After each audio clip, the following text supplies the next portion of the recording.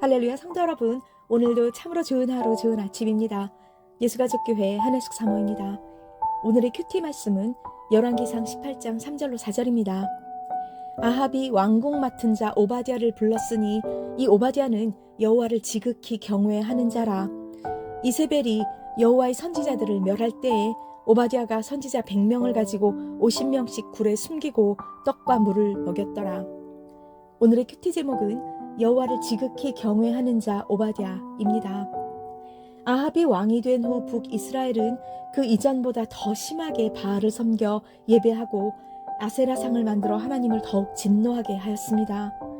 하나님은 엘리야를 통하여 수년간 그 땅에 가뭄이 계속될 것이라고 아합 왕에게 전했습니다.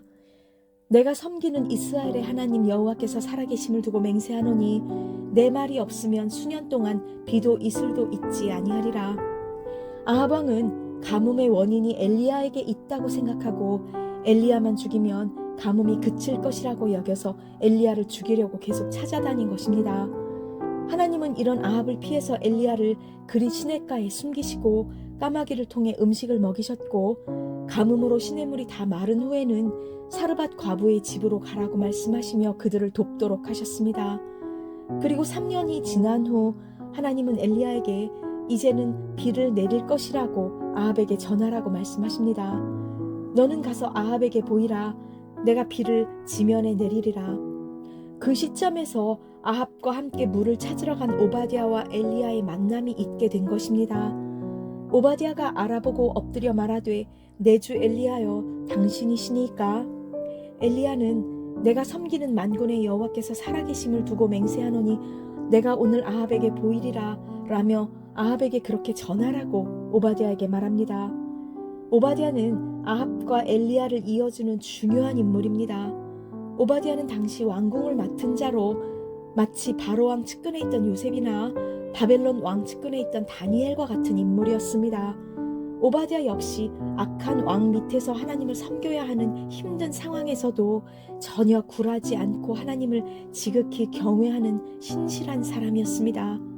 그는 아합 왕 몰래 하나님의 선지자 100명을 굴에 숨겨주며 3년 동안 비가 내리지 않아서 물이 전혀 없는 가뭄 속에서도 최선을 다해 그들에게 계속 떡과 물을 공급해 주었던 것입니다. 하나님은 이런 오바댜를 통해서 하나님의 뜻을 이루시고 갈멜산의 기적의 발판을 만드신 것입니다. 오바댜가 가서 아합을 만나 그에게 말하매 아합이 엘리야를 만나러 가다가 엘리야를 볼 때 이스라엘을 괴롭게 한 자여 너냐? 엘리야는 확신 있게 아합에게 대답합니다.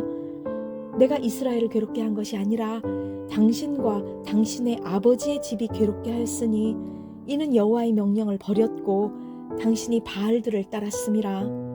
그런즉 사람을 보내 온 이스라엘과 이세벨의 상에서 먹는 바알의 선지자 450명과 아세라의 선지자 400명을 갈멜산으로 모아 내게로 나오게 하소서. 어찌 보면 오바댜는 아합과 엘리야만큼 이름이 많이 알려지지 않아서 그리 중요한 인물이 아니라고 여겨질 수 있지만 하나님이 보시기에 오바댜는 당시 힘든 상황에서 꼭 필요하고 중요한 역할을 해내고 있었던 것입니다.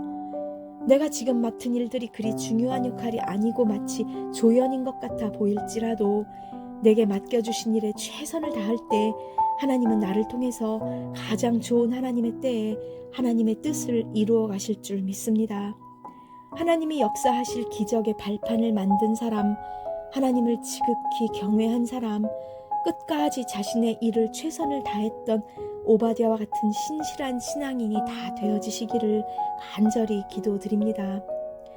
다 같이 기도하시겠습니다. 사랑의 주님, 오바댜를 통해서 아합과 엘리야를 만나게 하시고 하나님의 뜻을 이루신 것을 깨닫게 하심에 감사드립니다.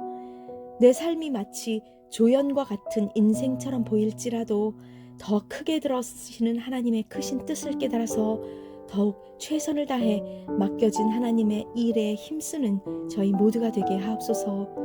예수님의 이름으로 감사하며 기도 올렸습니다. 아멘.